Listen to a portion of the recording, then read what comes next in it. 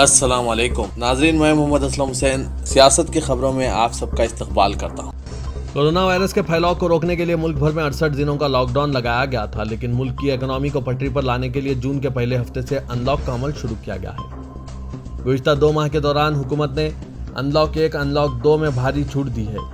پہلے کی طرح کئی کام پھر سے شروع ہو چکے ہیں۔ اب اگست کے ماہ سے ان لاک 3 کا عمل شروع کیا جائے گا۔ ایسے میں سوال اٹھتا ہے کہ کیا اگلے مہینے سے اسکول اور میٹرو ٹرین کو چلانے کی اجازت دی جائے گی؟ نہیں کھلیں گے اسکول کالجز۔ انگریزی اخبار ہندوستان ٹائمز کے مطابق حکومت اسکولوں کو دوبارہ کھولنے پر غور کر رہی تھی، لیکن آخری موقع پر مرکزی حکومت نے اپنا خیال بدل دیا۔ اخبار کے ذرائع کے حوالے سے دعویٰ کیا گیا ہے کہ اسکول اور کالج کو فی الحال نہیں کھولنے دیا جائے گا۔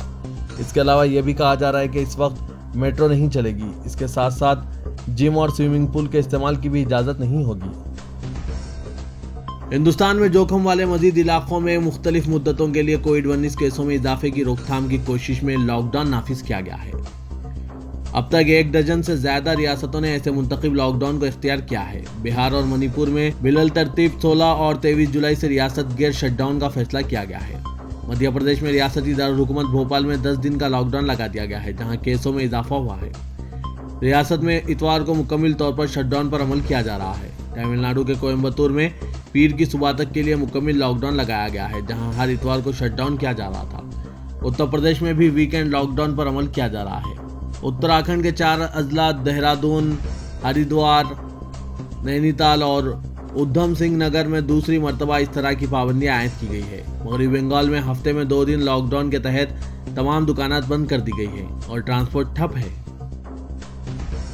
جے پور میں راج بھون پر دھرنا دینے کے 1 دن بعد راجستھان کے چیف منسٹر اشوک گہلوت نے کہا ہے کہ اگر ضرورت پڑے تو کانگریس ارکان اسمبلی صدر جمہوریہ سے ملاقات کریں گے اور وزیر اعظم کی رہائش گاہ کے باہر دھرنا دیں گے تاکہ ریاست کا بحران حل کیا جا سکے۔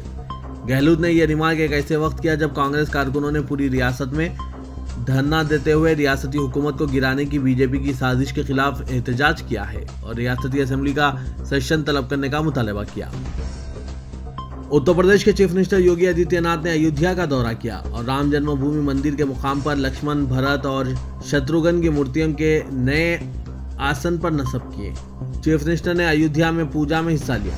انہوں نے ہنومان گری مندر میں پوجا کی اور مندر نرمان کاریہ شالہ میں رام مندر کے لیے مشتمل پتھروں کا معائنہ کیا۔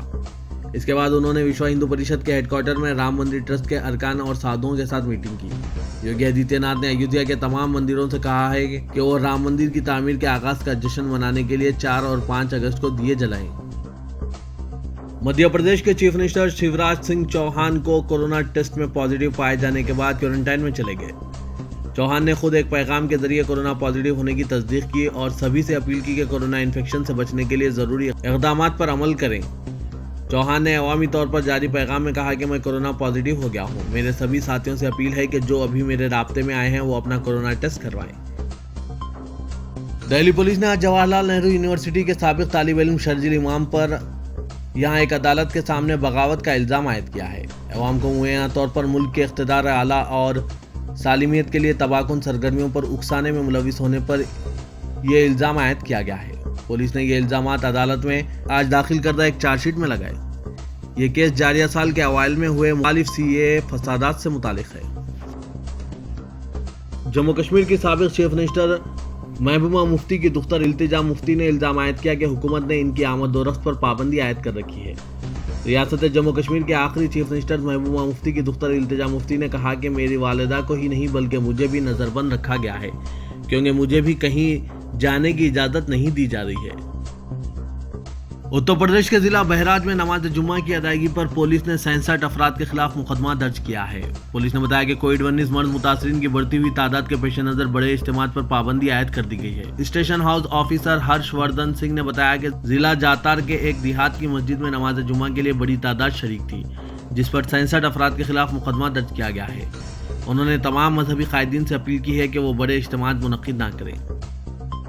مہلک وبا کورونا وائرس کے دوران عید الاضحیٰ کے موقع پر مویشیوں کی فروخت پر بھی سخت ضرب لگی ہے۔ اتر پردیش کے ضلع بریلی کے شکیل خان اپنے مالک کے بکرے فروخت کرنے 2 ہفتہ قبل دہلی آئے ہیں۔ وہ تاریخی جامع مسجد دہلی کے واقع مارکیٹ میں بکرے لے کر بیٹھے ہیں۔ انہوں نے کہا کہ تاحال ان کا ایک بھی بکرا فروخت نہیں ہوا ہے۔ ان کے پاس رقم ختم ہو رہی ہے۔ وہ راتوں کو اردو بازار کی دکانوں کے سامنے سو رہے ہیں۔ انہوں نے کہا کہ ان 2 ہفتوں میں صرف ایک گراہک آیا تھا، تاہم وہ بھی قیمت پوچھ کر چلا گیا۔ شکیل خان نے بتایا کہ ان کے آجر نے 40 کلو وزنی بکروں کی ایک جوڑی کی قیمت 30,000 روپے مقرر کی ہے۔ یہ قیمتیں واجبی ہے۔ بابری مسجد کی جگہ رام مندر کی تعمیر کے منصوبوں کو عملی جامہ پہنانے کی کوششیں تیز ہو گئی ہے، وہیں دوسری جانب بدھ مذہب کے پیروکاروں کی بے چینیاں بھی بڑھتی جا رہی ہے۔ انہوں نے عدالت میں اس تعلق سے عرضی بھی لگائی ہے، جبکہ اہم بدھ بھکشو کھلے عام یہ مانگ دہرا رہے ہیں کہ جو جگہ بدھ کی زمین ہے وہاں رام مندر کیوں اور کیسے بنائی جا سکتی ہے۔ اس سلسلے میں بھکشو بدھنت آنند نے میڈیا سے بات کرتے ہوئے اپنی سخت ناراضگی ظاہر کرتے ہوئے کہا کہ جب پورے ملک کے مذہبی مقامات پر عبادت پوجا پاٹ کے لیے اتنی ساری شرائط عائد کی گئی ہے تو ایودھیا میں اتنے بڑے مجمع کا اکٹھا ہونے کی اجازت کیوں دی گئی؟ کیا اس سے سوشل ڈسٹینسنگ کی خلاف ورزی نہیں ہو رہی ہے؟ کیا وہاں جمع بھیڑ سے لوگوں میں کورونا پھیلنے کا خطرہ نہیں پیدا ہوگا؟ اس بات چیت کے دوران انہوں نے کئی انکشافات کیے اور سوالات بھی اٹھائے۔ آنند نے سپریم کورٹ کے بابری مسجد رام جنم بھومی مقدمے میں آستھا کی بنیاد پر سنائے گئے فیصلے کو ملک کے لیے خطرناک بتاتے ہوئے کہا کہ معاملہ آنرشپ کا تھا اور جس کے حق میں دستاویز تھے اسی کو زمین کا مالکانہ حق ملنا چاہیے تھا۔ مولانا آزاد یونیورسٹی جودھ پور کے صدر مشہور اسلامی اسکالر پدم شری پروفیسر اختر الواسع نے علی گڑھ مسلم یونیورسٹی کو اقوام متحدہ کی GGIM کی رکنیت حاصل ہونے پر اپنی بے پناہ خوشی کا اظہار کرتے ہوئے یونیورسٹی کے وائس چانسلر پروفیسر طارق منصور اور اس شعبے کے ماہرین اساتذہ کو ہدیہ تہنیت پیش کیا ہے۔ انہوں نے کہا کہ علی گڑھ مسلم یونیورسٹی کا 1 صدی کا سفر پورا ہونے پر اس سے بہتر علمی تحفہ نہیں ہو سکتا تھا جو عالمی برادری اور علمی دنیا میں انتہائی قدر و قیمت کا حامل ہے، اور ہندوستان میں کسی بھی یونیورسٹی کو پہلی بار یہ اعزاز حاصل ہوا ہے۔ سعودی وزیر حج ڈاکٹر محمد صالح نے کہا ہے کہ خادم حرمین شریفین شاہ سلمان بن عبدالعزیز کا پہلا فیصلہ یہ تھا کہ اس سال کسی کو حج میں استثناء نہ دیا جائے اور اس سال کوئی بھی عہدیدار حج نہ کرے۔ اس فیصلے پر عمل کیا جا رہا ہے۔ وزیر حج و عمرے نے بتایا کہ شاہی حکم کی تعمیل میں کسی عہدیدار کو حج کرنے کا موقع دیا جائے گا اور نہ کسی کو حج کے سلسلے میں استثناء دیا جا رہا ہے۔ وزیر حج نے مزید کہا کہ حج پر جانے والوں کا انتخاب شفاف طریقے سے کیا گیا ہے۔ آیا صوفیہ کی حیثیت پر ترکی اور یونان کے مابین سخت الفاظ کا تبادلہ دیکھنے میں آیا ہے۔ گزشتہ روز قریب 86 برس بعد اس تاریخی عمارت میں دوبارہ نماز جمعہ ادا کی گئی، جس میں ترک صدر نے بھی شرکت کی۔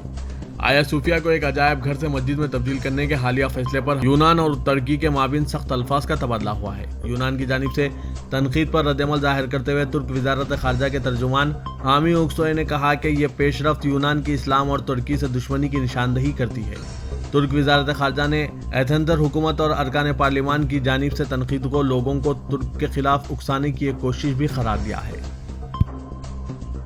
تلنگانہ میں محکمہ صحت کے حکام کو اضلاع میں تیزی سے وائرس کے پھیلنے پر تشویش لاحق ہے، کیونکہ گریٹر حیدرآباد پر محکمہ صحت نے خصوصی توجہ مرکوز کی تھی، کیونکہ زیادہ تر اضلاع کورونا سے محفوظ تصور کیے جا رہے تھے۔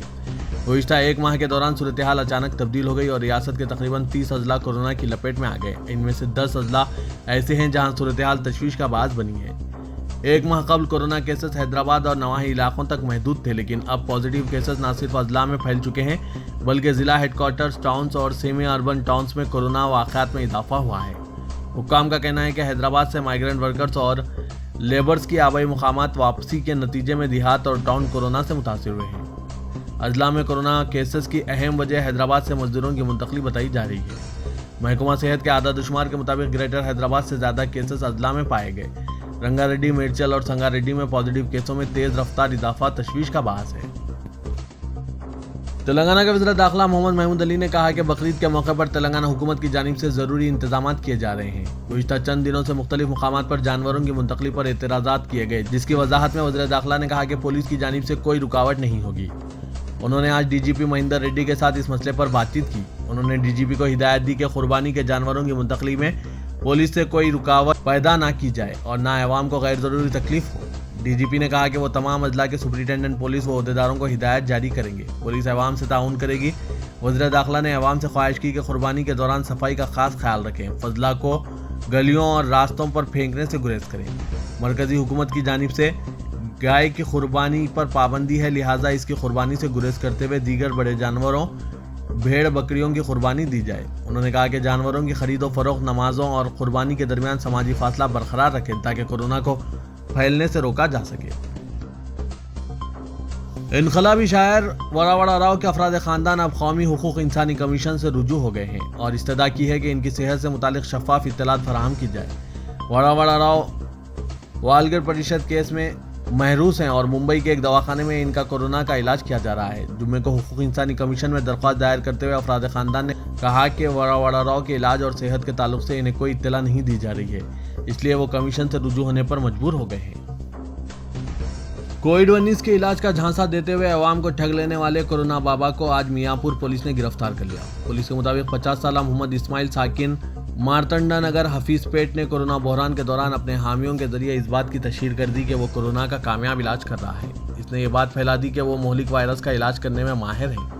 بابا کا یہ دعویٰ تھا کہ اس کے پاس غیبی طاقتیں ہیں جن کی مدد سے وہ کورونا سے متاثر ہونے والے افراد کا علاج کر سکتا ہے۔ اس عامل نے علاج کے لیے اس کے پاس آنے والے افراد کو اس بات کے لیے بھی قائل کروانے کی کوشش کی کہ کورونا سے بچنے کے لیے ماسک کے استعمال کی ضرورت نہیں ہے۔ بتایا گیا ہے کہ اس کے پاس کام کرنے والے ماسک کا استعمال نہیں کیا کرتے تھے تاکہ وہاں رجوع ہونے والے افراد کو اعتماد میں لیا جا سکے۔ کورونا وائرس کی وبا پھوٹ پڑنے کے بعد اس نے اس کا فائدہ اٹھایا۔ اس کے اس دعوے کو سچ مانتے ہوئے بھولے بھالے افراد اس سے رجوع ہو رہے تھے۔ خود ساختہ بابا علاج کے لیے 12 تا 30 ہزار روپے اس سے رجوع ہونے والے افراد سے وصول کر رہا تھا۔ اس سے رجوع ہونے والوں میں شہر کے دیگر علاقوں سے تعلق رکھنے والے افراد بھی شامل ہیں۔ بتایا گیا ہے کہ اس بابا کا ایک واٹس ایپ گروپ بھی ہے۔ منہ مانگی رقم دینے سے انکار پر وہ اس سے رجوع ہونے والے افراد کو خوفزدہ کر کے ان سے رقم وصول کر رہا تھا۔ خطیب و امام مکہ مسجد حافظ و قاری مولانا رضوان قریشی نے کہا کہ عید الاضحیٰ کے موقع پر مکہ مسجد میں نماز عید نہیں ہوگی اور نہ ہی مسجد میں عوام کا داخلہ ہوگا۔ مولانا نے عوام سے اپیل کی ہے کہ وہ اپنے محلے جات کی مساجد میں نماز عید ادا کریں، سماجی فاصلہ برقرار رکھیں اور چہرے پر ماسک لگائیں، بعد ازاں اپنے گھروں میں ہی رہیں۔ انہوں نے مزید کہا کہ کورونا وائرس کو پھیلنے سے روکنے کے لیے یہ اقدامات کیے گئے ہیں۔